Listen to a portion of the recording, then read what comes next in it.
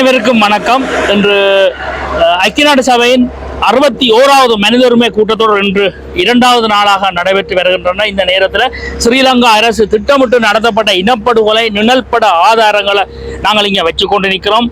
அதே நேரத்தில் பார்த்தீங்களாக இருந்தால் இந்த இனப்படுகொலை நடக்கும் போது இங்கே பார்த்தீங்கன்னா இதில் இருக்கிற அனுரகுமார திசா நாயக்கா இங்க படம் இருக்கு பின்னால பாத்தீங்கன்னா தெரியும்.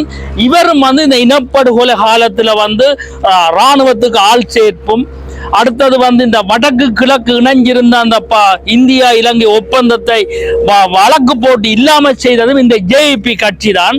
இந்த அனுரகுமார திசா நாயக்காவில இப்போ ஒரு அலை ஒன்று ஒழும்பி இருக்குது. என்னென்றால் அவர் ஒரு நல்லவர் என்ற மாதிரியான ஒரு அலை ஒன்றை கிரியேட் பண்ணி இந்த முகநூல் வழியா வாட்ஸ்அப் வழியா அவர்களுக்கு ஒரு டீமாக நின்று அந்த வேலை நடந்து கொண்டிருக்குது. அது அந்த இடத்துல இப்ப புலம்பெயர் நாட்டிலையும் பாத்தீங்கன்னா ஒவ்வொரு நாட்டிலையும் ஒவ்வொருத்தர் அனுரா பற்றி தூக்கி பேசுறாக்கள் தமிழாக்கள், அதாவது தமிழாக்கள் இந்த போராட்டத்தோட வந்தாக்கள் இன்றைக்கு ஒரு ஜேபி கட்சியின் ஒரு முகவராக செயல்படுகிறார்கள்.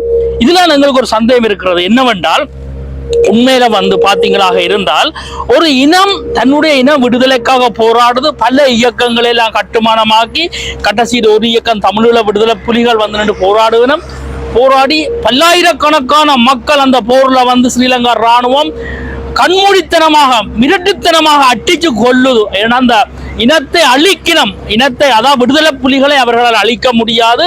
அந்த இனத்தை அடியோடு அழித்தால் இந்த இயக்கத்தை அழிச்சு கொள்ளலாம் என்ற அடிப்படையில் கண்மூடித்தனமாக குண்டுகள் வீசி எரிகுண்டுகள் வீசி மக்களை கொள்றோம். அந்த கொலை நடக்கும் போதும் இந்த அனுரகுமார திசாநாயக்கா இந்த கொலைகாரன் அதுல இருந்தவன், அவனும் இருந்து பார்த்து கொண்டிருந்தவன்.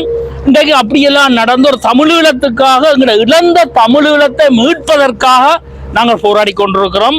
ஆனால் இந்த தமிழர்கள் இந்த புலம்பெயர் ஜெர்மனில் ஒருத்தன், பிரான்ஸ்ல ஒருத்தன், இப்படி ஒவ்வொரு நாடு வழியும் இருந்து கொண்டு இந்த அனுராவை ஒரு கடவுளாக சித்தரிக்கிறது. இது எனக்கு ஒரு சந்தேகம் ஒன்று ஏற்படுது. அந்த தமிழர் என்ற ஒரு வரலாறு இருக்கணும். அந்த செத்தத்துல அவன் வைராக்கியத்தில் அவன் தமிழர் என்று இருக்கணும். ஆனால் அந்த தமிழராக இருப்பவன் இப்படியான கொலைகாரங்களோட கைகோக்க மாட்டாங்க, கைகோத்து நிற்க மாட்டான். ஏனென்றால் ஒரு இனத்தை கொல்றது வேற, விடுதலை புலிகளை அழிக்கிறதுன்றது வேற. ஆனா அந்த குழந்தைகள், பெண்கள், கெப்பரி தாய்மார்கள் எல்லாரையும் அழிச்சு படுகொலை செய்கிறாங்க, பாலியல் வன்கொடுமை செய்கிறாங்க. பாலியல் வன்கொடுமை எல்லாம் செய்து கொள்ளப்பட்டு எத்தனையோ பெண்களை பாலியல் வன்கொடுமை செய்த ஸ்ரீலங்கா இராணுவம் அப்பவும் இந்த கொலைகாரன் அனுரகுமார திசாநாயக்கா அங்க இருந்தவன், இவனும் சேர்ந்து நான் செய்தவன். அப்ப இந்த தமிழர்கள் என்ன செய்யணும்? இன்றைக்கு அந்த அனுராவுக்கு ஆதரவாக அந்த பதிவுகள் விடுறத நீங்க டிக்டாக் வழியை பார்த்தா தெரியும். எனக்கு சந்தேகமாக இருக்குது.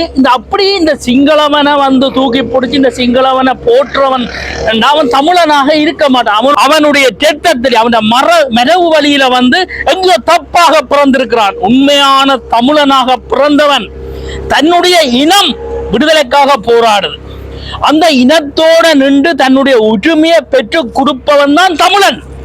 ஆனால் மாறாக நாங்கள் எவனோட போராடினமோ அந்த இனத்தோட போய் அங்க நின்று கொண்டு யாழ்ப்பாணத்தை எம்பி மேரோட நின்று படம் எடுக்கிறதும், அதாவது அனுரகுமார திசாநாயக்கா ஜேபி அந்த கட்சிகளின் எம்பிகள் சிங்களவர்களோட அடிபணிந்து தங்களோட மானம் சுய கௌரவம் நான் தமிழன் என்றதை வித்து பிழைக்கிற எம்பிகளோட போய் நின்று கொண்டு படம் எடுக்கிற வெளிநாட்டில இருந்து போயும் உண்மையில இவர்கள் எல்லாம் அவர்கள் உண்மையில அவை என்னது டெத்தத்துல தப்பு இருக்குது.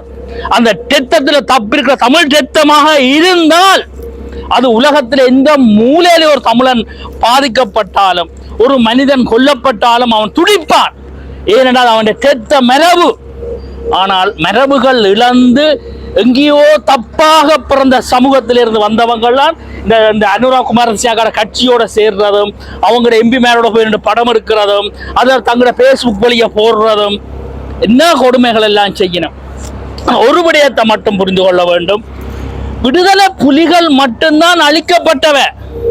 ஆனா தந்தை செல்வாட வட்டுக்கோட்டை தீர்மானத்தை எடுக்கப்பட்ட அந்த 76ஆம் ஆண்டு எடுக்கப்பட்ட தாய் தனி தமிழீழம் முடிவும் 77ஆம் ஆண்டு மக்கள் ஆணை, தமிழீழத்துக்காக மக்கள் வாக்கு போட்டு ஆணை பெற்ற அந்த தமிழீழத்தையும் ஏனைய இயக்கங்கள் தமிழீழத்துக்காக போராடி வீரச்சாவடைந்ததும் நான் தனியாக விடுதலை சொல்லவில்லை. அந்தந்த இயக்கங்களை தடை செய்வதற்கு முதல் அவர்களும் போராடினவர்கள். அந்த ஆத்மாக்கள் எல்லாம் சேர்ந்து நிச்சயமாக தமிழீழம் என்ற அந்த அந்த அந்த எங்கட உரிமையை நாங்கள் பெற்றெடுப்போம். அந்த நேரம் இந்த அனுராக் குமார திசாநாயக்காவோட இந்த வால் பிடிக்கிற இந்த வெளிநாடு வழியே இருந்து போய் வால் பிடிக்கிறவ, வெளிநாடு வழியே இருந்து போய் கொழும்பு வழியே பெரும் கட்டிடங்களை வாங்கி வீடுகளை வாங்கி குவிக்கிறவ எல்லோரும் அன்றைக்கு நீங்கள் வந்து நிச்சயமாக விட்டுட்டு ஓடி வருவீங்கள். நிச்சயமாக தமிழீழம் மலரும். அது யாராலையும் தடுக்க முடியாது. உலக நியதி இங்கே எழுதப்பட்டிருக்குது.